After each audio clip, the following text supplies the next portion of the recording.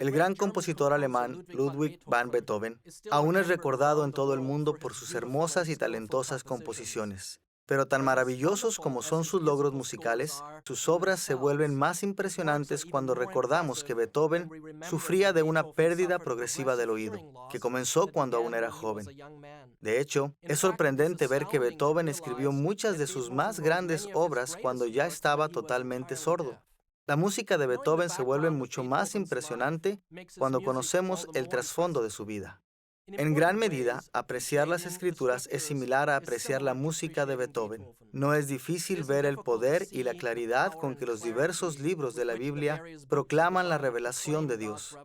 Cuando nos enteramos de los trasfondos de los escritores de la Biblia, de su mundo, de sus vidas y de sus propósitos, nuestra comprensión y apreciación de las escrituras aumenta y se profundiza. Esta es la primera lección de nuestra serie El libro de los Hechos. En esta serie exploraremos el quinto libro del Nuevo Testamento, a menudo denominado como los Hechos de los Apóstoles o simplemente Hechos. Hemos titulado esta lección El trasfondo de Hechos y veremos un número de aspectos básicos que nos ayudarán a entender y a apreciar las enseñanzas de este libro con mayor claridad y profundidad. Nuestra lección se detendrá en tres aspectos cruciales del trasfondo de Hechos. Primero, examinaremos la autoría del libro. Segundo, observaremos su escenario histórico. Y tercero, analizaremos su trasfondo teológico. Comencemos observando la autoría de Hechos.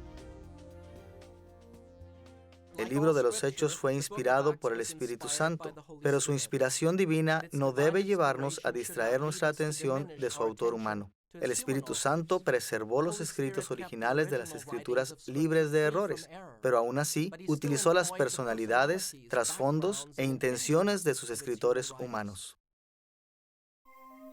Tradicionalmente, se ha atribuido el libro de Hechos a Lucas, el autor del tercer evangelio. Pero ni el tercer evangelio ni el libro de los Hechos mencionan en forma específica el nombre del autor. De modo que deberíamos revisar las razones por las que se afirma la idea tradicional de la autoría de Lucas. Analizaremos la autoría de los Hechos desde tres perspectivas. Primero, compararemos Hechos con el Evangelio de Lucas. Segundo, examinaremos la historia de la iglesia primitiva y sus testimonios con respecto a la autoría de Lucas. Y tercero, revisaremos brevemente otros aspectos del Nuevo Testamento que indican que Lucas escribió estos libros. Vayamos primero a lo que podemos aprender acerca de la autoría de Hechos a partir del Evangelio de Lucas. Cuando comparamos el libro de los Hechos con el tercer Evangelio, emergen dos tipos de evidencia que sugieren con mucha fuerza que una sola persona escribió ambos libros. Por una parte, hay información explícita en ambos libros que nos apuntan a esta dirección. Por otra parte, hay también evidencia implícita derivada del estilo y del contenido de estos libros. Empecemos con la evidencia explícita que indica que hay un autor común para ambos libros. En Hechos capítulo 1, versículo 1, el prólogo del libro de los Hechos, leemos estas palabras. En el primer tratado, oh Teófilo, hablé acerca de todas las cosas que Jesús comenzó a hacer y a enseñar. Aquí el escritor del libro habla de su primer libro, dando a entender que Hechos es el segundo de al menos 2 volúmenes. También indica que escribió este libro a una persona de nombre Teófilo. Escuchemos ahora el prólogo similar en Lucas, capítulo 1, versículos 1 al 4. Puesto que ya muchos han tratado de poner en orden la historia de las cosas que entre nosotros han sido ciertísimas, tal como nos lo enseñaron los que desde el principio lo vieron con sus ojos y fueron ministros de la palabra, me ha parecido también a mí, después de haber investigado con diligencia todas las cosas desde su origen, escribírtelas por orden, oh excelentísimo Teófilo, para que conozcas bien la verdad de las cosas en las cuales has sido instruido. Una vez más, este pasaje hace referencia a alguien llamado Teófilo, pero no hay referencias a un libro anterior. Tanto Hechos como el tercer Evangelio están dedicados a Teófilo, y el libro de los Hechos hace referencia a un libro anterior. Estos hechos aportan fuerte evidencia de que el autor de estos libros produjo al menos 2 volúmenes, siendo el Evangelio de Lucas el primer volumen y Hechos el segundo volumen. De hecho, la conexión entre estos 2 prólogos refleja una antigua costumbre literaria de cuando un autor producía una obra de 2 volúmenes. Josefo, por ejemplo, escribió una obra de 2 volúmenes titulada Contra Apión, que tienen prefacios similares en ambos volúmenes. Más allá de estas conexiones explícitas, hay también correlaciones implícitas entre Hechos y el tercer Evangelio que apuntan a una autoría común. Hay muchos eruditos en el Nuevo Testamento que han identificado similitudes entre estos libros. El tiempo solo nos permite mencionarlas brevemente, pero ellos proveen evidencia implícita significativa en favor de la autoría común. Como vimos, el capítulo 1 de Lucas, versículos 1 al 4, establece que el autor investigó una variedad de fuentes e hizo un relato ordenado dedicado a Teófilo. No debería sorprendernos que algunos eruditos hayan resaltado que los relatos del Evangelio de Lucas y del libro de los Hechos están ordenados y estructurados en forma similar. También hay varias similitudes en la estructura de la composición de los libros. Los libros se desarrollan en un estilo episódico y ambos tienen más o menos el mismo tamaño, completando ambos un pergamino de tamaño estándar. Más allá de esto, hay una longitud cronológica similar en cada libro. Tanto Lucas como Hechos cubren más o menos el mismo número de años. Y hay también temas paralelos entre ambos libros. Un ejemplo, el clímax del Evangelio está en el viaje de Jesús hacia su arresto, juicio, sufrimiento, muerte y victoria en Jerusalén, la capital del judaísmo y el asiento del poder monárquico judío. Paralelamente, el libro de los Hechos concluye con el viaje del apóstol Pablo hacia Roma, comenzando con su arresto, juicio y sufrimiento, y finalizando con su proclamación victoriosa del Evangelio de Cristo en la ciudad capital del poderoso imperio del mundo. Adicionalmente, hay similitudes entre los libros porque ambos son parte de la misma historia. Podríamos pensar que hay expectativas que se crean en el libro de Lucas y que no se cumplen hasta el libro de los Hechos. Por ejemplo, al comienzo de Lucas, el fiel Simeón declaró que Jesús sería la luz de los gentiles. Escuchemos estas palabras en Lucas capítulo 2, versículos 30 al 32. Porque han visto mis ojos tu salvación, la cual has preparado en presencia de todos los pueblos, luz para revelación a los gentiles y gloria de tu pueblo Israel. El ministerio de Jesús en el Evangelio de Lucas explica la salvación de Dios y la promesa dada a Israel, pero solo en Hechos vemos la salvación de Dios que sirve en formas significativas como una luz para revelación a los gentiles. Estas y otras similitudes apuntan a una idea histórico-redentiva entre ambas obras y a un sentido de propósito y fe compartidos. Y estas similitudes también sugieren que estamos frente a las obras de un solo autor. Ahora que hemos revisado algo de la evidencia de la autoría compartida de Hechos y el Evangelio de Lucas, estamos listos para considerar la evidencia provista por la historia de la iglesia primitiva. Desde el segundo al cuarto siglo después de Cristo, la iglesia primitiva dio testimonio de que Lucas, el compañero de viaje de Pablo, fue el autor tanto de Hechos como del Evangelio de Lucas. Examinaremos brevemente de 2 formas esta evidencia. Primero, revisaremos los manuscritos primitivos de y sobre la Biblia. Y segundo, veremos lo que los líderes de la iglesia primitiva escribieron sobre la autoría de Lucas. Comencemos con la evidencia de algunos manuscritos antiguos. En 1952 se descubrió en Egipto un manuscrito muy antiguo, referido como P75. Fue escrito en papiro e incluye alguna de nuestra evidencia más antigua del manuscrito del Nuevo Testamento. Probablemente fue copiado en algún momento entre los años 175 y 200 después de Cristo, e incluye grandes porciones del Evangelio de Lucas y del Evangelio de Juan. Entre los textos de los 2 evangelios hay 2 descripciones escritas sobre su contenido. Después de la conclusión del Evangelio de Lucas, El manuscrito contiene las palabras Evangelion kata Lucan o el Evangelio según San Lucas. E inmediatamente siguiendo a estas palabras está la expresión Evangelion kata Ioannan o el Evangelio según San Juan. Estas noticias indican que el material que precede a las palabras el Evangelio según San Lucas fue identificado como el Evangelio de Lucas. Este manuscrito, como evidencia, indica que desde muy temprano en adelante ya se creía que Lucas escribió el tercer Evangelio, y por extensión apunta también a Lucas como el autor de Hechos. Segundo, el fragmento muratoriano que data de alrededor de los años 170 al 180 después de Cristo es el documento conocido más antiguo con una lista de los libros del Nuevo Testamento, considerados por la Iglesia primitiva como canónicos. Después de afirmar la autoría de Lucas sobre el Evangelio de Lucas, apunta explícitamente a él como el autor de Hechos también. En las líneas 34 al 36 leemos estas palabras. Más aún, los hechos de todos los apóstoles fueron escritos en un libro. Lucas compiló los eventos individuales que sucedieron en su presencia. Esta afirmación indica que en el segundo siglo se creía ampliamente que Lucas fue el autor de Hechos y que había sido testigo por lo menos de algunos de los eventos descritos en él.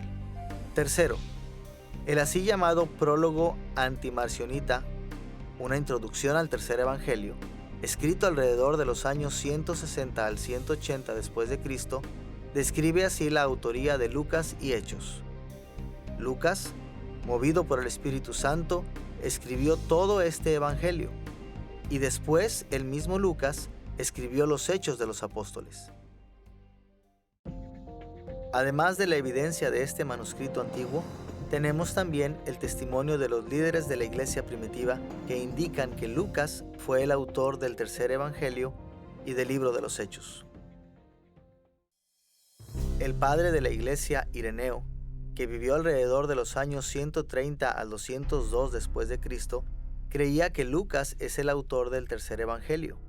En su obra Contra las herejías, libro 3, capítulo 1, sección 1, escribió: Además, Lucas, el compañero de Pablo, registró en un cuaderno el evangelio predicado por éste.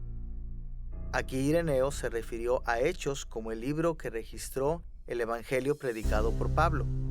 Sus palabras son importantes porque la evidencia histórica indica que Ireneo tuvo acceso a conocimiento de primera mano sobre la autoría de Hechos por parte de Lucas. Clemente de Alejandría, quien vivió entre los años 150 y 215 después de Cristo, también se refirió a Lucas como el autor de Hechos. En el libro 5, capítulo 12 de su Estromata, o Asuntos Misceláneos, escribió estas palabras. Lucas, en Hechos de los Apóstoles, relata que Pablo dijo: Varones atenienses, en todo observo que sois muy religiosos. Y Tertuliano, que vivió entre los años 155 y 230 después de Cristo, escribió estas palabras en su obra Contra Marción, libro 4, capítulo 2. De los apóstoles, por lo tanto, Juan y Mateo infundieron primero la fe en nosotros, después Lucas y Marcos lo renovaron. Aquí Tertuliano atribuye específicamente el tercer evangelio a Lucas. Finalmente, el gran historiador Eusebio, escribiendo alrededor del año 323 después de Cristo, mencionó a Lucas como el autor de Hechos en el libro 1, capítulo 5, sección 3 de su Historia Eclesiástica. Escuchemos lo que escribió ahí. Lucas hizo mención de los censos en Hechos.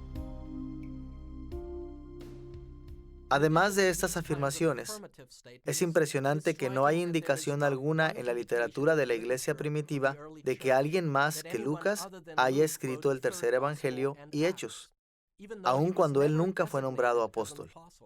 A causa de pistas como estas, tenemos razón en creer que la iglesia primitiva no inventó la autoría de Lucas, sino que simplemente traspasó lo que había recibido como la verdad, que Lucas escribió estos dos libros. Hasta aquí, hemos visto que hay buenas razones para afirmar la autoría común de Hechos y el tercer evangelio. y que la iglesia primitiva dio testimonio de que este único autor fue Lucas. Veamos ahora qué podemos inferir de otras porciones del Nuevo Testamento sobre Lucas mismo. Vamos a examinar de dos formas esta evidencia. Primero nos fijaremos en algunas pistas obtenidas del Nuevo Testamento sobre nuestro autor anónimo. Y segundo, compararemos estas pistas con información que tenemos sobre Lucas mismo. Analicemos primero las pistas sobre nuestro autor. Como dijimos, el autor de Hechos no se identifica por nombre. Aparentemente no sintió necesario dar su nombre a causa de su patrocinador Teófilo.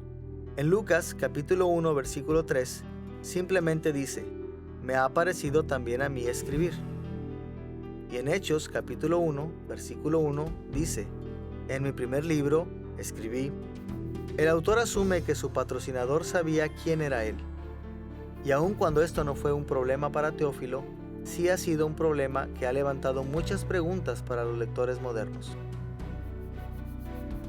Al mismo tiempo, hay muchas cosas que el Nuevo Testamento nos cuenta sobre nuestro autor. Primero, él no era un apóstol. De hecho, probablemente llegó a la fe después de que Jesús ascendió al cielo. Escuchemos estos detalles del Evangelio de Lucas capítulo 1, versículos 1 y 2. Puesto que ya muchos han tratado de poner en orden la historia de las cosas que entre nosotros han sido ciertísimas, tal como nos lo enseñaron los que desde el principio lo vieron con sus ojos y fueron ministros de la palabra. Cuando el autor dice «nos lo enseñaron» acerca de los sucesos de la vida de Jesús, está indicando que él no fue un testigo ocular de la vida de Jesús. Segundo, el estilo del griego en Hechos y en el Evangelio de Lucas indica que el autor era muy educado. Muchos de los libros del Nuevo Testamento fueron escritos en un griego bastante común, incluso en un estilo sofisticado, pero el Evangelio de Lucas y Hechos muestran más sofisticación en su uso del lenguaje. Tercero, la segunda mitad de Hechos indica que el autor era un compañero de viaje cercano de Pablo. En los primeros capítulos de Hechos, las narraciones se mantienen consistentemente en tercera persona, pero comenzando con Hechos capítulo 16, las narraciones a menudo toman una perspectiva de primera persona, usando palabras como nosotros y a nosotros. Hallamos este tipo de lenguaje en Hechos capítulo 16, versículos 10 al 17, capítulo 20, versículos 5 al 15, capítulo 21, versículos 1 al 18 y capítulo 27, versículo 1 al capítulo 28, versículo 16. Estos pasajes indican que el escritor acompañó a Pablo durante sus últimos viajes misioneros y en el viaje de este a Roma desde Cesarea. Ahora que tenemos algunas pistas sobre nuestro autor, estamos en condiciones de examinar qué tan bien corresponden estos detalles a lo que sabemos sobre Lucas. Veamos una vez más lo que sabemos sobre el autor de Lucas y Hechos. Él no fue un apóstol. Parece haber sido muy educado y fue el compañero de viaje de Pablo. ¿Cómo se comparan estos detalles con lo que sabemos acerca de Lucas? Bueno, primero que nada, Lucas no fue un apóstol. Los apóstoles jugaron un rol fundamental para la iglesia, ejerciendo una autoridad única en nombre de Cristo para establecer la iglesia y protegerla del error y los problemas. Y de acuerdo a Hechos, capítulo 1, versículos 21 y 22, los apóstoles fueron entrenados por Jesús mismo. Pero Lucas nunca se encontró con Jesús en persona y nunca reclamó el tipo de autoridad que perteneció a los apóstoles. En vez de eso, fue simplemente un miembro de la comunidad de apoyo de los esfuerzos misioneros de Pablo. Él fue el siervo de un apóstol, o tal como lo describe Pablo en Filemón, versículo 24, el colaborador de un apóstol. Segundo, es posible que Lucas haya recibido una muy buena educación. Podemos inferir esto a partir de Colosenses capítulo 4, versículo 14, donde Pablo identifica a Lucas como un médico. Aun cuando la medicina no era una disciplina tan formal en los días del Nuevo Testamento como lo es hoy, aún así se requería de una persona con aptitud y habilidades. Tercero, Lucas fue un compañero de viaje de Pablo. El apóstol menciona que Lucas viajó con él en Colosenses capítulo 4, versículo 14, Segunda de Timoteo capítulo 4, versículo 11 y Filemón versículo 24. Podemos resumir el tema de la autoría de Hechos de este modo. Hay una gran cantidad de evidencia histórica que apunta a la autoría de Hechos por parte de Lucas. Lucas y Hechos tienen un autor en común. La evidencia de la iglesia primitiva atribuye consistentemente su autoría a Lucas, y los datos bíblicos son consistentes con esta idea. A la luz de estas evidencias, tenemos buenas razones para creer que Lucas fue el autor del tercer evangelio y de Hechos. Y siempre tenemos que recordar que Lucas tuvo un excelente acceso y proximidad a los temas que reprodujo. Ahora que ya hemos observado la autoría de Lucas, estamos listos para ir al escenario histórico de Hechos. ¿Cuándo escribió Lucas? ¿Y para quién escribió su libro? Investigaremos el escenario histórico de Hechos, observando tres aspectos. Primero, consideraremos la fecha de composición de Hechos, buscando una respuesta a las preguntas sobre cuándo Lucas escribió Hechos. Segundo, investigaremos la audiencia original del libro. Y tercero, exploraremos el contexto social de la audiencia del libro. El observar estos temas nos ayudará a clarificar con mayor precisión la cercanía de Lucas con los sucesos narrados. También nos ayudará a entender de un modo más pleno y profundo el impacto que el Evangelio tuvo en el primer siglo después de Cristo. Comencemos con la fecha en la que se escribió el libro. Aun cuando hay muchas opiniones distintas sobre cuándo se escribió el libro de los Hechos, podemos dividir las opiniones de los expertos en el Nuevo Testamento en dos tendencias básicas.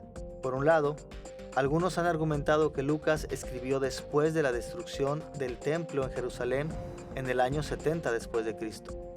Y por otra parte, otros han argumentado que escribió antes de la destrucción del templo en Jerusalén en el año 70 después de Cristo.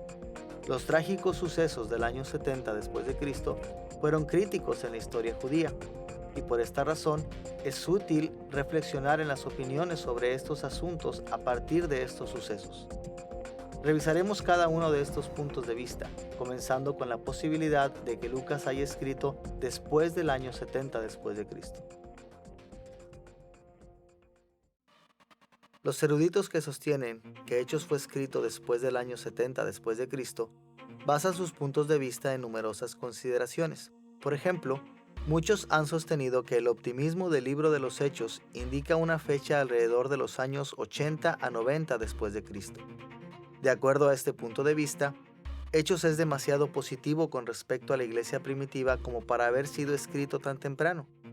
Más bien, es una visión nostálgica de la iglesia primitiva que requiere de muchos años de distancia de los eventos en sí. Sin embargo, este punto de vista no toma en cuenta la sobriedad con que Hechos trata todos los tipos de problemas dentro y fuera de la iglesia. La mayoría que piensa que Hechos fue escrito después del año 70 después de Cristo considera que algunos elementos del libro de los Hechos dependen de las obras del historiador judío Josefo. Los textos relevantes de Josefo no fueron escritos antes del año 79 después de Cristo y no habrían estado ampliamente disponibles mucho antes del año 85 después de Cristo. De modo que quienes creen que Hechos depende de las obras de Josefo concluyen que Hechos no fue escrito antes del año 79 después de Cristo, sino más bien un poco después del año 85 después de Cristo. En tanto que muchos defensores de esta posición han mencionado muchas conexiones entre Hechos y las obras de Josefo, nosotros solo haremos referencia a 4 conexiones mencionadas por ellos. Primero, Hechos capítulo 5, versículo 36, se refiere a Teudas, un judío revolucionario que también pudo ser mencionado en el libro 20, sección 97 de Antigüedades de Josefo. Segundo, Hechos capítulo 5, versículo 37, menciona al revolucionario Judas el Galileo, que aparece en el libro 2, secciones 117 y 118 de Guerras Judías de Josefo, y en el libro 18, secciones 1 a las 8 de Antigüedades. Tercero, el revolucionario llamado el egipcio, en Hechos capítulo 21, versículo 38, que también pudo ser mencionado en el libro 2, secciones 261 a 263 de Guerras Judías de Josefo, y en el libro 20, sección 171 de Antigüedades. Y cuarto, numerosos intérpretes también han argumentado que la descripción de la muerte de Herodes en Hechos capítulo 12, versículos 19 al 23, se basaron en el libro 19, secciones 343 a la 352 de Antigüedades de Josefo. A pesar del número de intérpretes que siguen esta línea de razonamiento, tenemos que señalar que los paralelos entre Hechos y los escritos de Josefo no prueban que Hechos haya dependido de las obras de Josefo. De hecho, las descripciones de los eventos en Hechos difieren de las descripciones de Josefo, de modo que parece más posible que Hechos y Josefo simplemente relatan sucesos históricos muy conocidos en forma separada dependiendo de fuentes comunes. Dado que la gente mencionada eran figuras históricas relativamente muy conocidas, no debería sorprender que aparezcan mencionados en más de un registro histórico. Y más que esto, en el caso de Teudas, estamos tratando con un hombre muy común. Es posible que se trate de dos individuos distintos con el mismo nombre. La segunda idea más importante sobre Hechos es que fue escrito antes de la destrucción del templo en el año 70 después de Cristo. Hay muchas evidencias a favor de esta fecha más temprana. Sin embargo, para nuestro propósito, nos concentraremos en lo que podemos concluir a partir de la última escena del libro de los Hechos. Escuchemos los dos últimos versículos en Hechos capítulo 28, versículos 30 y 31. Ahí Lucas escribió estas palabras acerca de Pablo. Y Pablo permaneció 2 años enteros en una casa alquilada, y recibía a todos los que a él venían, predicando el reino de Dios y enseñando acerca del Señor Jesucristo, abiertamente y sin impedimento. El libro de los Hechos se cierra con Pablo en Roma, bajo arresto domiciliario, proclamando el evangelio cristiano con denuedo. Este final ofrece importante evidencia para creer que Hechos fue escrito antes del año 70 después de Cristo. Primero, la descripción de Lucas del ministerio de Pablo se detiene casi al llegar a un suceso crucial que aconteció en el año 64 después de Cristo. En este año, Nerón culpó a los cristianos del devastador incendio de Roma y comenzó a perseguir a los cristianos. Sería extraño que Lucas no hubiera mencionado un giro tan significativo de los acontecimientos si hubiesen ocurrido en el tiempo en que escribió Hechos. Segundo, generalmente se piensa que Pablo fue martirizado durante la persecución de Nerón a la iglesia, probablemente en el año 65 después de Cristo, o muy poco después. Si Hechos hubiese sido escrito después de esto, es casi seguro que habría mencionado el martirio de Pablo, uno de los personajes más prominentes del libro. Tercero, la destrucción del templo en Jerusalén en el año 70 después de Cristo impactó significativamente las relaciones entre los judíos y los gentiles en la iglesia. El libro de los Hechos destaca muchas de estas relaciones en muchos lugares, de modo que parece muy improbable que Hechos hubiese omitido la destrucción del templo si ésta hubiese ocurrido. A la luz de hechos como estos, parece mejor concluir que Lucas terminó Hechos muy poco después del tiempo de prisión y ministerio de Pablo en Roma, en el año 60 al 62 después de Cristo, el último detalle histórico mencionado en el libro. Con esta comprensión de la fecha temprana de Hechos en mente, podemos ir al segundo aspecto del escenario histórico de Hechos, la audiencia original de la obra de Lucas. El conocimiento de la audiencia que Lucas trató de alcanzar es fundamental para comprender su obra. Analizaremos la audiencia original de Hechos en dos formas. Primero observaremos la dedicación explícita del libro a Teófilo y segundo, observaremos la posibilidad de que el libro también fuera dirigido a una audiencia más amplia. Comencemos con Teófilo, como el primer lector de Lucas. El prólogo de Lucas implica que Teófilo era su patrocinador, el que financió su escrito, tal como lo vimos en Lucas capítulo 1 versículo 3 y en Hechos capítulo 1 versículo 1. Lucas dedicó sus obras a Teófilo. Más aún, en Lucas capítulo 1 versículo 3, Lucas llama a Teófilo excelentísimo Teófilo. Lucas usa el término excelentísimo o kratistos en griego, como una expresión de honor. Esta terminología ha llevado a muchos a creer que Teófilo fue su rico patrocinador. Es posible que Teófilo haya provisto recursos para apoyar la escritura del Evangelio de Lucas y de Hechos. Pero la relación entre Lucas y Teófilo fue más compleja que un mero patrocinio. Al leer los libros de Lucas y Hechos, Teófilo se transformó en el alumno de Lucas. Podemos ver este aspecto en la relación con Lucas en el prólogo del Evangelio de Lucas. En Lucas capítulo 1 versículos 3 y 4 leemos estas palabras. Me ha parecido también a mí, después de haber investigado con diligencia todas las cosas desde su origen, escribírtelas por orden, oh excelentísimo Teófilo, para que conozcas bien la verdad de las cosas en las cuales has sido instruido. Tal como lo indica este pasaje, este libro de Lucas fue diseñado en parte para que Teófilo tuviera certeza de las cosas que se le habían enseñado. En pocas palabras, Lucas escribió para instruir a Teófilo. Luego de ver que Lucas citó explícitamente a Teófilo como su primer lector, será útil también meditar en la audiencia original de Lucas en términos más amplios. A partir de lo que leemos en el resto del Nuevo Testamento, no es difícil ver que la iglesia en general, en el primer siglo, luchó con muchos problemas a los cuales Lucas hace referencia en el libro de los Hechos.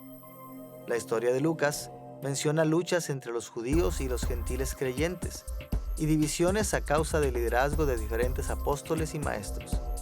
Su registro refiere a errores doctrinales introducidos por falsos maestros. Hechos también da cuenta de la lucha entre la iglesia y los gobiernos civiles. Se concentra en los problemas que enfrentaban las mujeres y los pobres. Registra persecuciones, sufrimientos y encarcelamientos.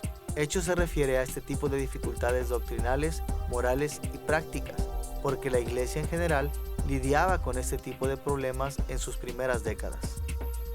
Dado que Lucas escribió el libro de los Hechos para referirse a una serie muy amplia de problemas, parece razonable asumir que su intención fue que su obra la leyesen muchos creyentes distintos.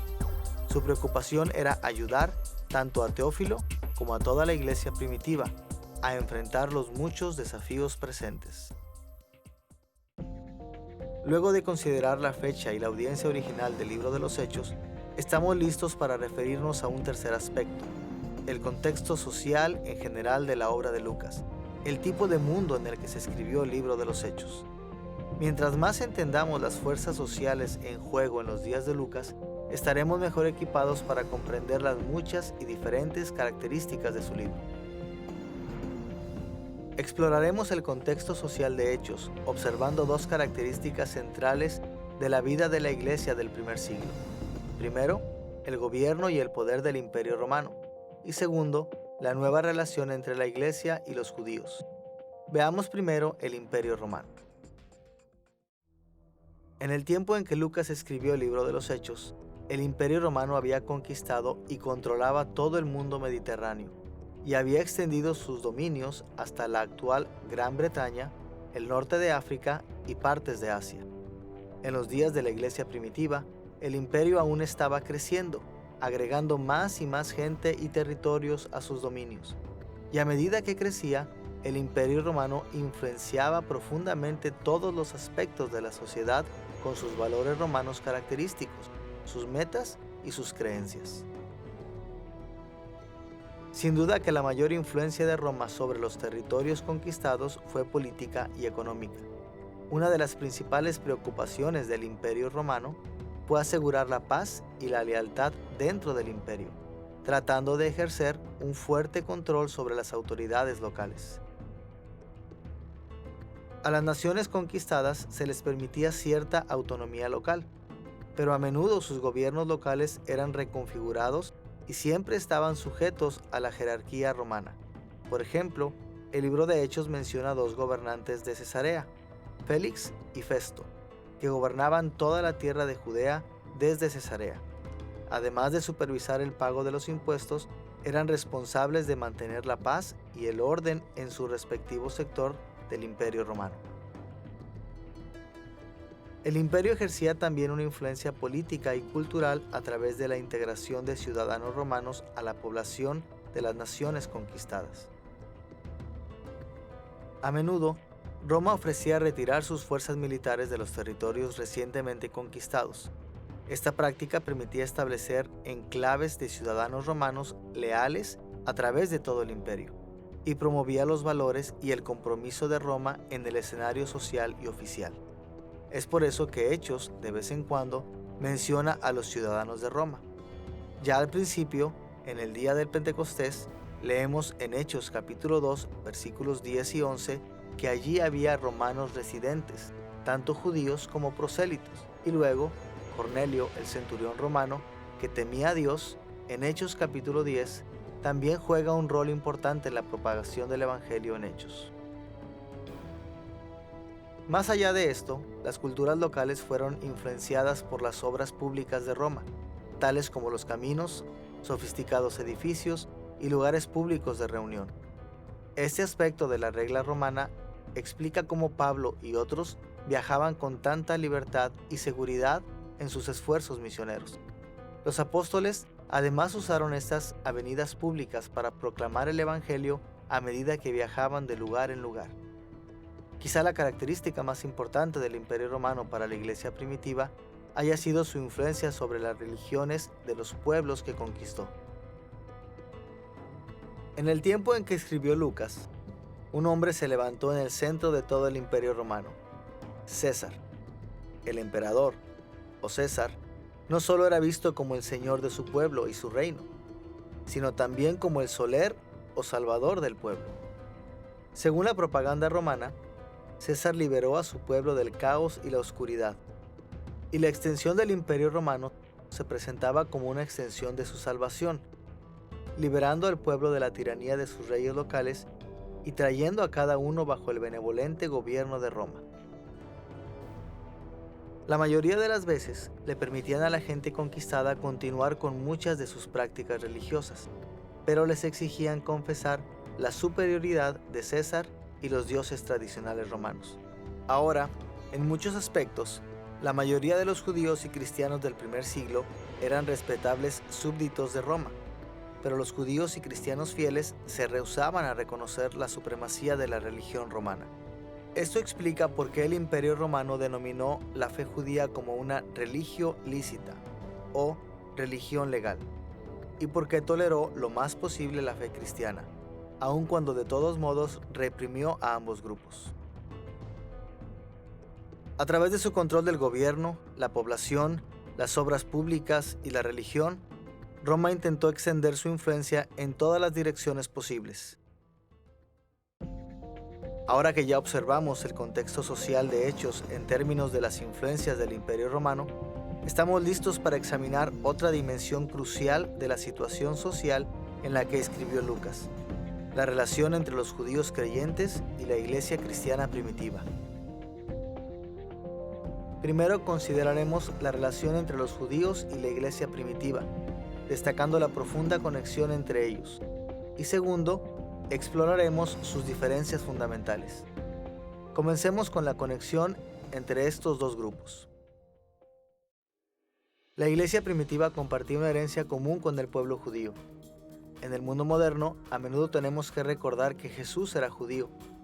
Todos los apóstoles eran judíos y antes que nada, la iglesia misma estaba formada casi enteramente por judíos convertidos. De modo que no debería sorprender que en la mente de la iglesia primitiva, la lealtad al Mesías judío prometido implicara cierta fidelidad al judaísmo. Según Hechos, mucha gente de la iglesia primitiva iba al templo a adorar. Se reunían en las sinagogas para escuchar las escrituras y apreciaba las muchas costumbres judías. Escuchemos, por ejemplo, las palabras de Pablo en Hechos capítulo 13, versículo 32.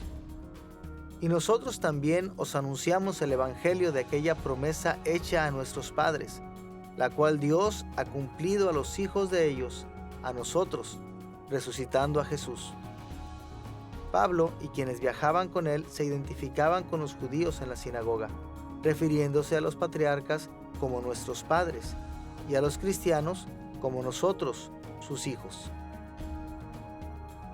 Además, la iglesia primitiva y la comunidad judía a la larga estaban comprometidas con las mismas escrituras.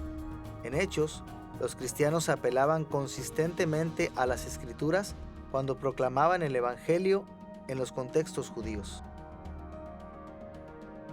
Hechos capítulo 17, versículos 1 al 3, registra cómo Pablo iba a las escrituras cuando proclamaba a Cristo a los judíos. Escuchemos las palabras de Lucas ahí.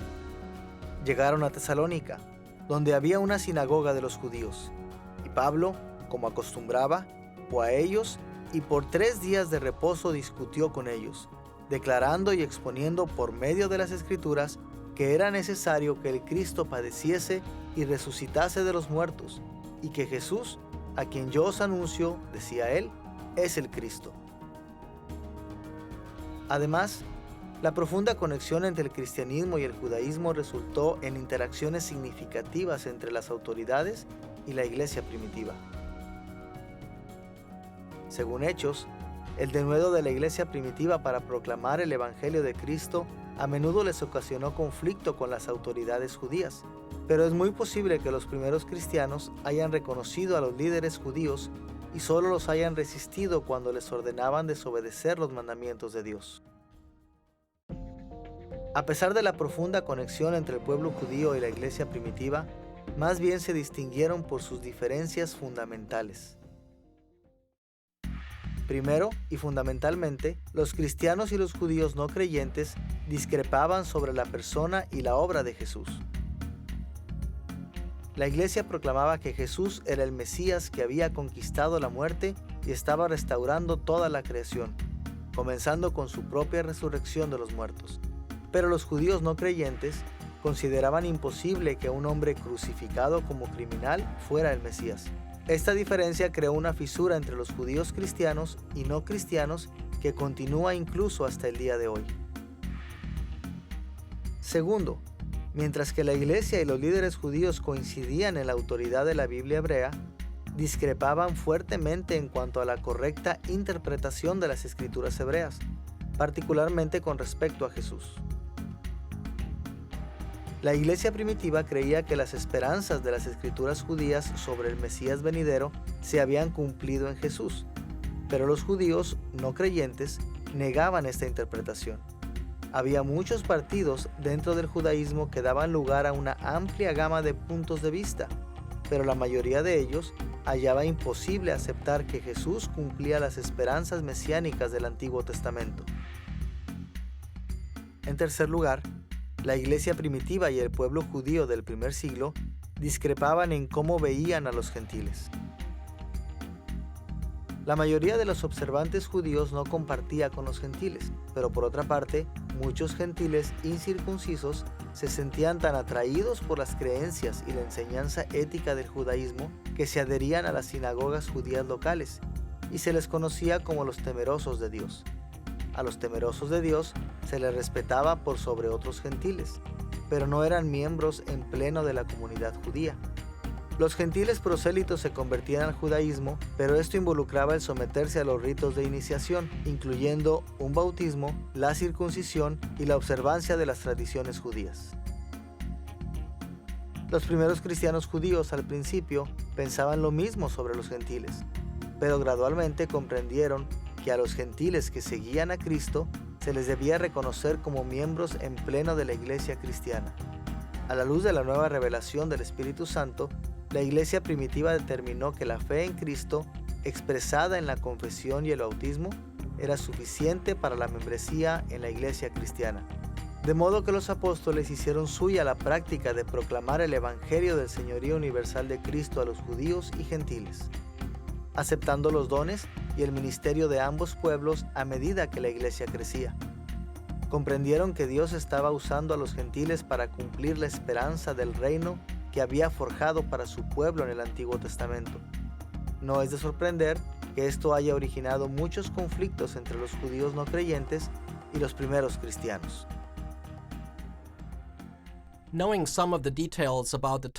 Conocer algunos detalles sobre el tiempo en que escribió Lucas, la audiencia para la que escribió y el contexto social en el que escribió nos ayudará grandemente en nuestro estudio del libro de los Hechos.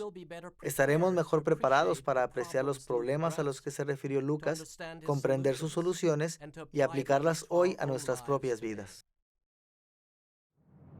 Ahora que hemos examinado la autoría y el escenario histórico de Hechos, estamos listos para analizar nuestro tercer tema en esta lección, el trasfondo teológico del libro de los Hechos. A medida que estudiamos el libro de los Hechos, muchas preguntas teológicas vienen a la mente. ¿Dónde aprendió Lucas sus perspectivas teológicas? ¿Cómo decidió qué mencionar y qué omitir en su libro? ¿Qué principios generales guiaron sus escritos? Bueno, podemos hallar las respuestas a estas preguntas en el trasfondo teológico de Lucas.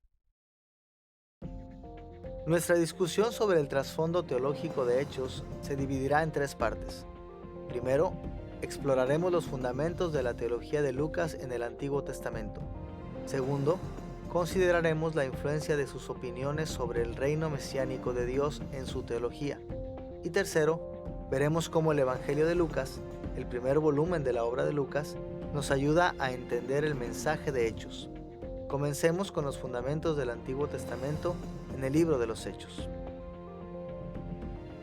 El Antiguo Testamento influenció los escritos de Lucas por lo menos en dos formas. En primer lugar, la visión de la historia en general del Antiguo Testamento influyó fuertemente en Lucas. Y en segundo lugar, le impactó muchísimo su trato con la historia de Israel en particular. Veamos primero cómo la visión de la historia en general del Antiguo Testamento dio forma a la teología de Lucas. En su gran obra Pensées, el filósofo cristiano del siglo XVII, Blaise Pascal, habló de tres grandes verdades que los seres humanos han reconocido a través de la historia. Primero, se refirió a la gloria y belleza de la creación, la maravilla que se extiende por el universo porque Dios lo hizo todo bueno. Segundo, habló del conflicto desconcertante entre la gloria original de la creación y su presente miseria y corrupción. Y tercero, Pascal habló de la redención, la esperanza de que habrá una solución a este conflicto. Tal como Pascal, el Antiguo Testamento divide la historia del mundo en tres escenarios principales: creación, caída en el pecado y redención. Y en Hechos, Lucas escribió sobre la iglesia primitiva, reflejando esta visión tridimensional de la historia. Consideremos el período de la creación. En Génesis capítulo 1, Dios preparó al mundo para ser una extensión de su reino celestial. Él ordenó el universo, formó un paraíso en el Edén, instaló a la humanidad, su imagen real en medio del paraíso, y encomendó a la humanidad el multiplicarse y sojuzgar la tierra, comenzando por el Edén y extendiéndose hasta los extremos del globo. En resumen, Dios estableció el escenario para el desarrollo pleno de su reino en la tierra. La conciencia de Lucas sobre esta importante idea del Antiguo Testamento es evidente en muchos pasajes de Hechos. Por ejemplo, en el capítulo 4, versículos 24 al 30, Pedro y Juan hablan de la creación como evidencia del señorío real de Dios sobre la tierra. En el capítulo 14, versículos 15 al 17, Pablo y Bernabé hablan de la creación como la base del gobierno de Dios sobre las naciones. En el capítulo 7, versículo 49, Esteban afirma que Dios creó el mundo para ser el estrado real de sus pies. Escuchemos las palabras de Pablo en Atenas en Hechos capítulo 17, versículos 24 al 27. El Dios que hizo el mundo y todas las cosas que en él hay, Señor del cielo y de la tierra, de una sangre ha hecho todo el linaje de los hombres, para que habiten sobre toda la faz de la tierra, para que busquen a Dios, si en alguna manera, palpando, puedan hallarle, aunque ciertamente no está lejos de cada uno de nosotros. Según este pasaje, el telón de fondo del ministerio del Evangelio de Pablo se extendía por toda la creación. Dios es el Señor que hizo el mundo y todo lo que hay en él. Él ordenó el mundo para que los hombres lo busquen, extiendan su mano y lo hallen. El ministerio del Evangelio de Pablo nace de los propósitos que Dios estableció en la creación. Al incluir estos detalles en su libro, Lucas indica que el tema de la creación fue importante para entender él mismo a la iglesia primitiva. Igualmente, la conciencia de Lucas sobre la caída de la humanidad en el pecado también aparece en primer plano en Hechos. Como sabemos, Génesis capítulo 3 enseña que después de que Dios creó a la humanidad, Adán y Eva se rebelaron en su contra, y esto tuvo un impacto inmenso. Según el Antiguo Testamento, el rol de la humanidad era tan central en el mundo que su caída en el pecado dejó a toda la raza humana bajo la maldición de la muerte y corrompió a toda creación. En todo Hechos, Lucas escribió sobre la miseria del pecado. Hallamos referencias a la caída en el capítulo 2, versículo 38 y en el capítulo 3, versículo 19. En las palabras de Pablo a los ancianos de Éfeso en el capítulo 20, versículos 18 al 35, y en el discurso de Pablo ante el rey Agripa en Hechos capítulo 26, versículo 20. Hechos ilustra repetidamente que todo en la creación, el mundo físico, nuestras estructuras económicas, nuestros sistemas políticos e incluso la iglesia misma, sufre a causa de la caída de la humanidad en el pecado. Felizmente, la historia de Lucas en Hechos indica además que él no solo creía en la enseñanza del Antiguo Testamento sobre la creación y la caída, sino que también sostenía lo que el Antiguo Testamento dice sobre la redención.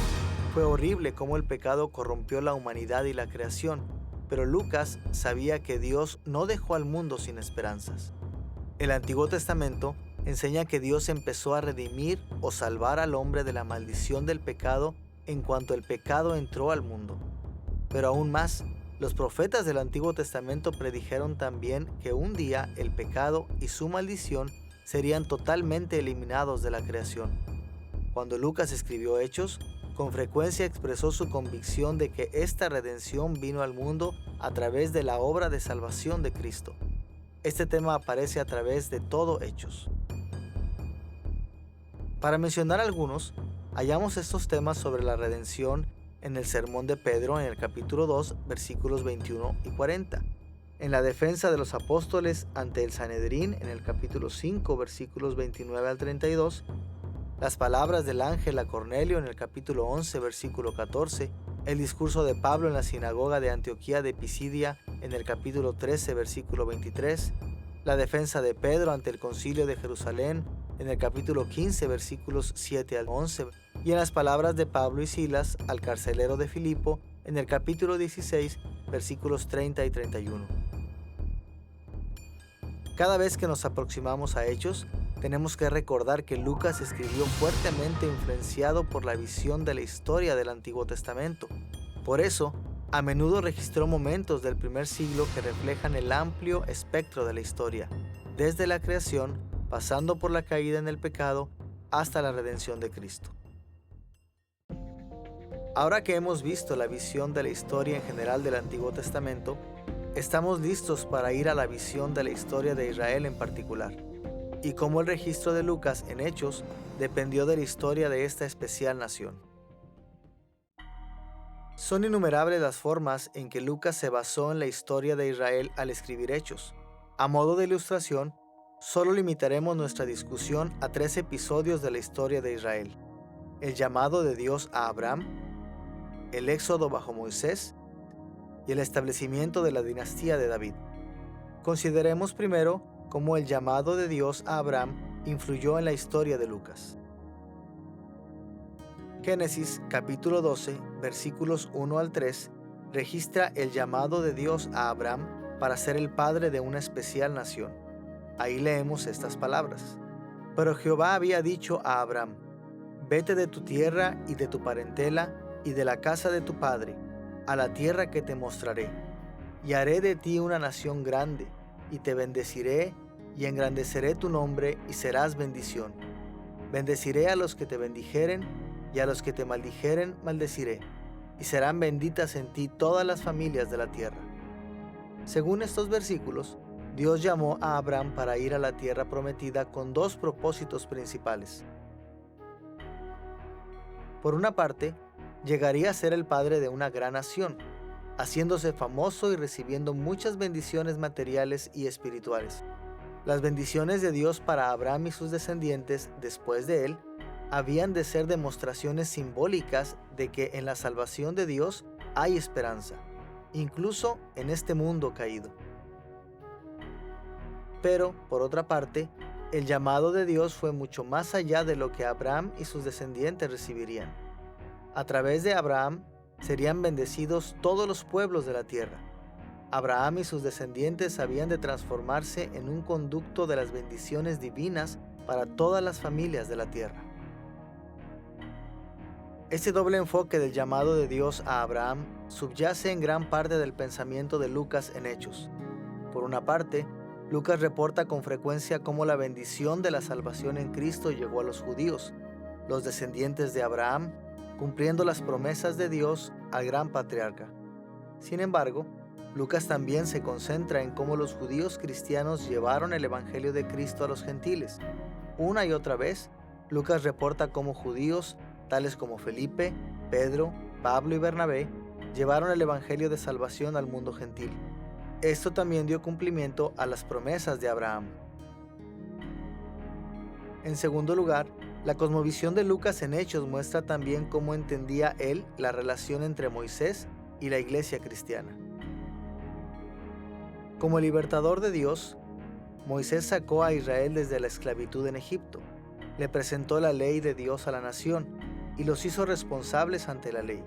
Y en esa misma ley, Moisés profetizó que Dios un día enviaría a otro profeta como él mismo para redimir a su pueblo de su esclavitud bajo el pecado.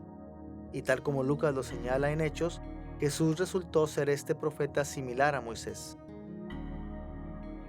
Escuchemos las palabras de Esteban que Lucas registra en Hechos capítulo 7, versículo 37 al 39. Moisés dijo a los hijos de Israel: Profeta os levantará el Señor vuestro Dios entre vuestros hermanos, como a mí, a él oiréis. Este es aquel Moisés que estuvo en la congregación en el desierto, con el ángel que le hablaba en el monte Sinaí, y con nuestros padres, y que recibió palabras de vida que darnos, al cual nuestros padres no quisieron obedecer, sino que le desecharon, y en sus corazones se volvieron a Egipto. Desde el punto de vista de Esteban, Jesús fue el profeta que Moisés había profetizado, de modo que rechazar a Jesús equivalía a rechazar a Moisés y la ley como los antiguos israelitas. Para estar verdaderamente comprometidos con Moisés y la ley, uno tiene que recibir a Cristo. Consideremos entonces cómo Lucas resumió las palabras de Pablo a los líderes judíos en Hechos capítulo 28, versículo 23. Y habiéndole señalado un día, vinieron a Pablo muchos a la posada, a los cuales les declaraba y les testificaba el reino de Dios desde la mañana hasta la tarde, persuadiéndoles acerca de Jesús, tanto por la ley de Moisés como por los profetas. Para Pablo y el resto de la iglesia primitiva, la aceptación de Moisés y la ley era fundamental para la fe en Cristo, y esta convicción influyó en lo que Lucas escribió en Hechos. En tercer lugar, Lucas recibió la influencia de los registros del Antiguo Testamento sobre la dinastía de David. Sería difícil imaginar cualquier tema del Antiguo Testamento más importante para Lucas que el establecimiento de la casa de David como la dinastía permanente para gobernar a Israel.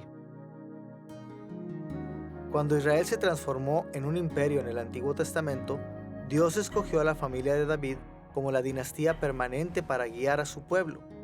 Pero el Antiguo Testamento también anticipó el día en que la casa de David extendería el reino de Dios desde Israel hasta los confines de la tierra.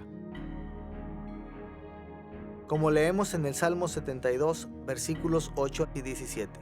El Hijo de David dominará de mar a mar, y desde el río hasta los confines de la tierra. Benditas serán en él todas las naciones, lo llamarán bienaventurado.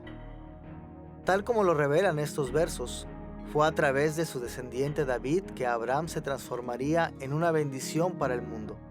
Sin embargo, no lo lograría David mismo, sino que uno de sus descendientes sería el rey que extendería su gobierno pacífico y benevolente sobre todo el mundo.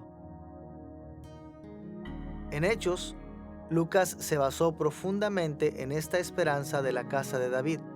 comprendió que Jesús era el Hijo de David, el gobernante real del reino de Dios que había de expandir su reino desde Jerusalén hasta los confines de la tierra a través de la iglesia. Escuchemos, por ejemplo, las palabras de Jacobo en el Concilio de Jerusalén, que se hallan en Hechos capítulo 15, versículos 14 al 18. Dios visitó por primera vez a los gentiles para tomar de ellos pueblo para su nombre. Y con esto concuerdan las palabras de los profetas, como está escrito: después de esto volveré y reedificaré el tabernáculo de David que está caído, y repararé sus ruinas, y lo volveré a levantar, para que el resto de los hombres busque al Señor, y todos los gentiles sobre los cuales es invocado mi nombre. Dice el Señor, que hace conocer todo esto desde tiempos antiguos. Aquí Jacobo se refería a Amós capítulo 9 versículos 11 y 12, donde Amós predijo que Dios restauraría la dinastía de David y extendería su reino sobre las naciones gentiles.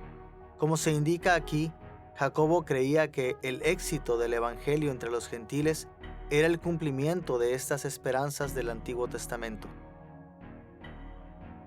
Lucas quería que sus lectores entendieran que Jesús era el heredero de las promesas de Abraham, el profeta al igual que Moisés, y el rey davídico final. Jesús había ascendido a su trono y estaba conquistando al mundo a través de la proclamación del Evangelio y el crecimiento de la Iglesia, extendiendo su reino de salvación desde Jerusalén a los confines de la tierra, tal como lo había predicho el Antiguo Testamento.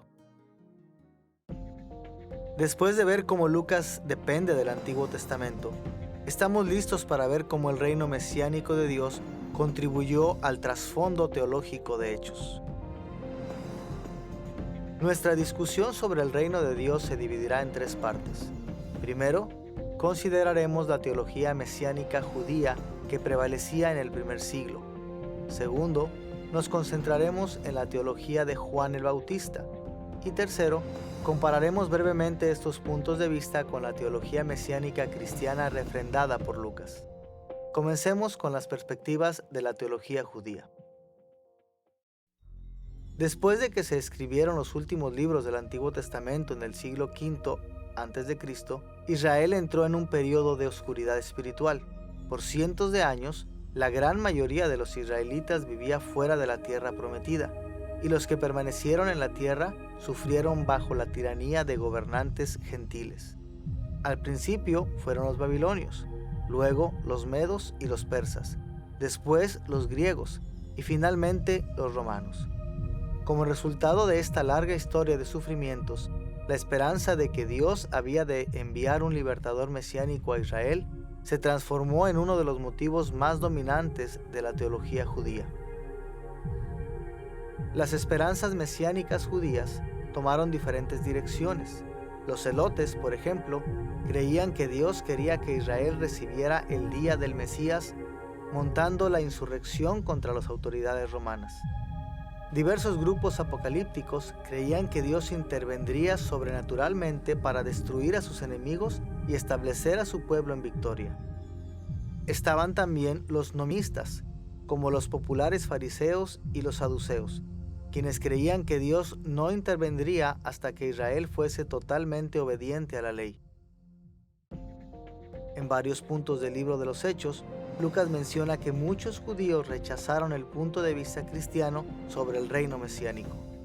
Aun cuando los judíos tenían muchas y diferentes esperanzas sobre el Mesías, Lucas vio que se estaba desarrollando una significativa transición a través del ministerio de Juan el Bautista. Tanto el Evangelio de Lucas como el libro de los Hechos indican que Juan el Bautista hizo un llamado al verdadero arrepentimiento y proclamó las buenas nuevas de que el Mesías estaba por traer el reino de Dios a la tierra. Y más aún, Juan acertadamente identificó a Jesús con ese Mesías. Escuchemos las palabras de Juan el Bautista en Lucas capítulo 3, versículos 16 y 17. Respondió Juan diciendo a todos: Yo a la verdad os bautizo en agua, pero viene uno más poderoso que yo, de quien no soy digno de desatar la correa de su calzado. Él os bautizará en Espíritu Santo y fuego. Su aventador está en su mano, y limpiará su era, y recogerá el trigo en su granero, y quemará la paja en fuego que nunca se apagará. Aquí, Juan declara correctamente que el Mesías traería la gran bendición y purificación del Espíritu Santo, incluyendo el juicio. Sin embargo, estaba bajo la errada impresión de que el Mesías realizaría su obra de una sola vez. Juan no previó que el Mesías traería la salvación y el juicio al mundo en etapas. Más tarde, Juan quedó perplejo ante el hecho de que Jesús aún no había hecho lo que los teólogos judíos habían esperado que hiciera el Mesías. Juan estaba tan turbado que envió mensajeros a preguntarle a Jesús si él era realmente el Mesías. Escuchemos la forma en que Lucas describió su pregunta y la respuesta de Jesús en Lucas capítulo 7, versículos 20 al 23. Cuando, pues, los hombres vinieron a él, dijeron: Juan el Bautista nos ha enviado a ti para preguntarte, ¿eres tú el que había de venir, o esperaremos a otro? Y respondiendo Jesús les dijo: Id, haced saber a Juan lo que habéis visto y oído. Los ciegos ven, los cojos andan, los leprosos son limpiados, los sordos oyen, los muertos son resucitados, y a los pobres es anunciado el Evangelio, y bienaventurado es aquel que no halle tropiezo en mí. En su respuesta a Juan el Bautista, Jesús se refirió a varias promesas mesiánicas del libro de Isaías. Lo hizo para asegurarle a Juan que él estaba en el proceso de cumplir varias de las esperanzas de la profecía mesiánica del Antiguo Testamento, aunque no fuera él quien terminaría de cumplir todas. Jesús también animó a Juan a no decaer a causa de la forma en que su obra mesiánica se estaba desarrollando. En resumen, la misión mesiánica de Jesús lucía muy distinta de lo que se esperaba. Las esperanzas judías mesiánicas esperaban un reino político temprano e inmediato bajo el gobierno del Mesías, similar al reino que David había liderado siglos antes. Pero Jesús no trató de establecer este tipo de reino durante su ministerio terrenal. Una vez que hemos comprendido la teología mesiánica judía y tenemos en mente los puntos de vista de Juan el Bautista, estamos listos para ir a la teología cristiana primitiva sobre el Mesías y el reino de Dios. En los escritos de Lucas, así como en el resto del Nuevo Testamento, la teología cristiana mesiánica está estrechamente conectada con el Evangelio o las buenas nuevas cristianas. Podemos resumir el mensaje del Evangelio del Nuevo Testamento así. El Evangelio es el anuncio de que el reino de Dios vino a través de la persona y la obra de Jesús, el Mesías, y que progresa hacia su gran consumación, a medida que Dios concede la salvación a quienes reciben y confían en Jesús como el Mesías. Vemos que el mensaje del Evangelio toca dos ideas esenciales. Por un lado, hallamos lo que podríamos llamar el aspecto más objetivo del Evangelio cristiano. El reino de Dios viene a la tierra a través de la persona y la obra de Jesús. Lucas creía que, como el Mesías, Jesús había comenzado la fase final del reino de Dios en la tierra y que un día regresaría para acabar lo que había comenzado. Y por otro lado, el mensaje del Evangelio del Nuevo Testamento tiene también un lado más subjetivo.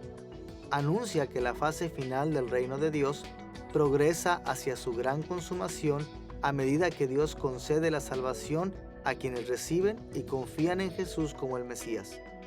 El gobierno de Dios sobre el mundo avanza a medida que el Evangelio toca los corazones de aquellos que creen y los trae la salvación que Jesús consumó.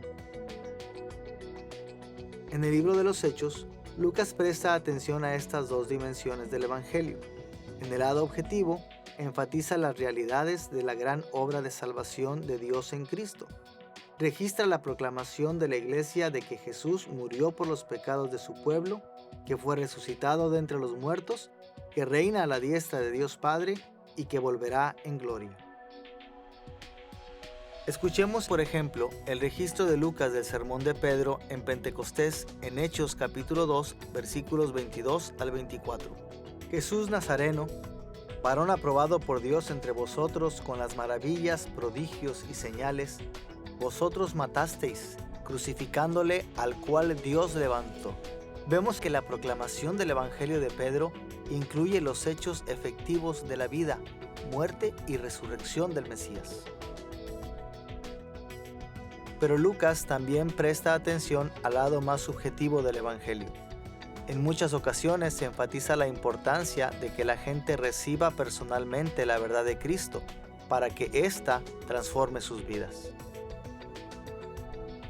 Por ejemplo, el registro de Lucas del discurso de Pedro en Pentecostés incluye estas palabras en Hechos capítulo 2, versículos 37 al 39. Al oír esto, se compungieron de corazón y dijeron: «Varones hermanos, ¿qué haremos?». Pedro les dijo: «Arrepentíos y bautícese cada uno de vosotros en el nombre de Jesucristo para perdón de los pecados, y recibiréis el don del Espíritu Santo». El Evangelio cristiano quebranta el corazón de quienes lo oyen. Es más que el mero reconocimiento de los hechos. Es una aceptación sincera del Salvador que transforma la vida.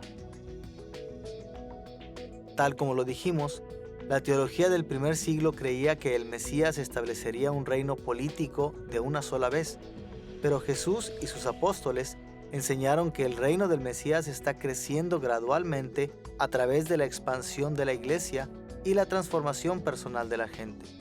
Por esta razón, Lucas se concentró tanto en la conversión de los no creyentes a través de la proclamación del Evangelio. Él sabía que este era el medio por el cual el reino mesiánico de Dios se expandiría a través de todo el mundo. Con los amplios contornos de la visión del Antiguo Testamento en mente, tenemos que considerar un tercer aspecto del trasfondo teológico de Hechos, su fundación sobre el Evangelio de Lucas. Tal como leemos en el libro de los Hechos, siempre tenemos que recordar que este es el segundo de 2 volúmenes que Lucas escribió a Teófilo. La intención de Lucas siempre fue que estos libros se leyeran juntos. Su Evangelio es la primera parte de la historia y el libro de los Hechos es la segunda parte de la historia. De modo que leer el libro de los Hechos correctamente implica entender cómo éste continúa con la historia que comenzó en el Evangelio. Hay muchas formas en que el Evangelio de Lucas nos prepara para entender el mensaje de Hechos. Sin embargo, y para nuestros propósitos, nos concentraremos en el tema del reino de Dios que abarca ambos volúmenes. En el Evangelio de Lucas, Jesús establece el parámetro y la meta para el reino de Dios y prepara a sus apóstoles para que continúen su obra después de su ascensión. En el libro de los Hechos, Jesús asciende a los cielos y deja a sus apóstoles, guiados por el Espíritu Santo, a cargo de extender su reino por medio del Evangelio. Consideraremos 2 formas en que el Evangelio de Lucas prepara el camino para la obra de los apóstoles de construir el reino en el libro de los Hechos. Primero, veremos a Jesús como el que trajo el reino.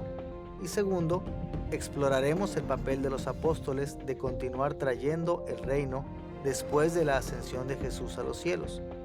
Comencemos con Jesús como el que trae el reino de Dios. En todo su Evangelio, Lucas caracterizó a Jesús como el profeta que proclamó la venida del reino de Dios y como el rey que estaba echando a andar el reino de Dios al ascender a su trono.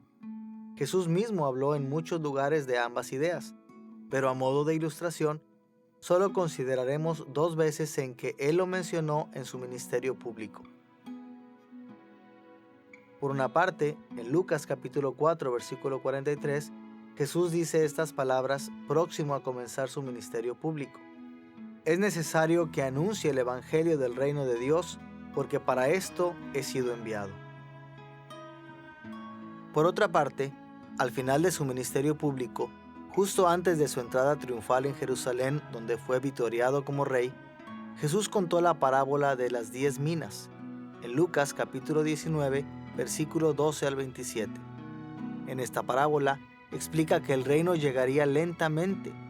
La mayoría de los judíos de su tiempo esperaban un reino que llegaría inmediatamente en toda su plenitud. Pero Jesús enseñó que Él estaba trayendo el reino lentamente y en etapas. Jesús había dado inicio al reino, pero se estaba yendo por un largo tiempo para ser coronado rey, y no consumaría su reino hasta su regreso. Escuchemos la forma en que la parábola de las 10 minas comienza en Lucas capítulo 19 versículos 11 y 12. Jesús dijo una parábola por cuanto estaba cerca de Jerusalén y ellos pensaban que el reino de Dios se manifestaría inmediatamente. Dijo pues, un hombre noble se fue a un país lejano para recibir un reino y volver. Veamos lo que sucedió aquí.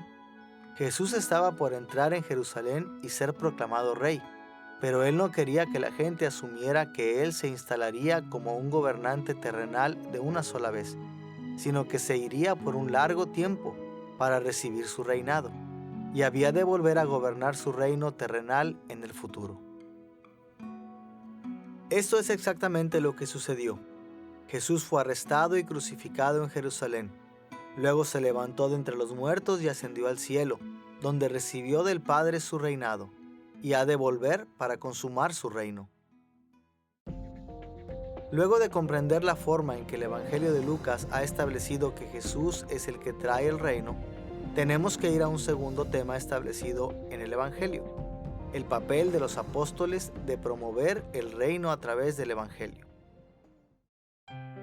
La noche antes de que Jesús fuese crucificado, instruyó a sus apóstoles para llevar a cabo su obra de traer el reino. Escuchemos sus palabras para ellos en Lucas capítulo 22, versículos 29 y 30. Yo, pues, os asigno un reino, como mi Padre me lo asignó a mí, para que comáis y bebáis a mi mesa en mi reino, y os sentéis en tronos juzgando a las 12 tribus de Israel.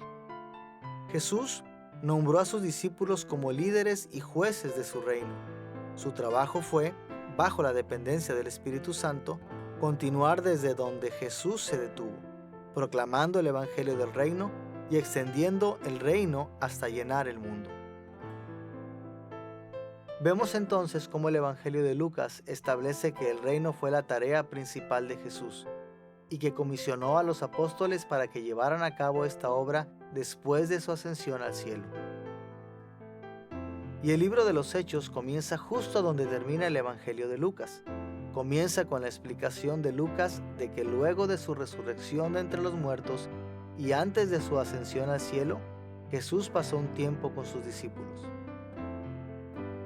Escuchemos el relato de Lucas en Hechos capítulo 1, versículos 3 al 8. Jesús se presentó vivo, apareciéndoseles durante 40 días y hablándoles acerca del reino de Dios. Y estando juntos, les mandó que no se fueran de Jerusalén, sino que esperasen la promesa del Padre. Vosotros seréis bautizados con el Espíritu Santo dentro de no muchos días. Entonces ellos le preguntaron, diciendo, Señor, ¿restaurarás el reino a Israel en este tiempo? Y les dijo, no os toca a vosotros saber los tiempos o las sazones que el Padre puso en su sola potestad, pero recibiréis poder cuando haya venido sobre vosotros el Espíritu Santo, y me seréis testigos en Jerusalén, en toda Judea, en Samaria y hasta lo último de la tierra. Una vez más, Jesús anima a sus seguidores a no esperar una consumación inmediata del reino. En vez de eso, confirma que los apóstoles serían responsables de llevar a cabo su obra, proclamando el Evangelio por todo el mundo. Y esto es lo que los apóstoles hicieron exactamente en el libro de los Hechos. Ellos desarrollaron la iglesia de acuerdo al modelo del reino de Dios y llevaron el Evangelio del reino a nuevas tierras y nuevos pueblos, extendiendo el reino desde Jerusalén a Judea y Samaria y hasta lo último de la tierra. Lucas concluye el libro de los Hechos en el capítulo 28, versículos 30 y 31. Pablo permaneció 2 años enteros en una casa alquilada y recibía a todos los que a él venían, predicando el reino de Dios y enseñando acerca del Señor Jesucristo, abiertamente y sin impedimento. Vemos que más que decir que simplemente predicaba el Evangelio, Lucas dice que Pablo predicaba el reino de Dios. El libro de los Hechos termina tal como empieza, enfatizando el rol de los apóstoles como quienes extendieron el reino de Dios en la tierra a través de su proclamación.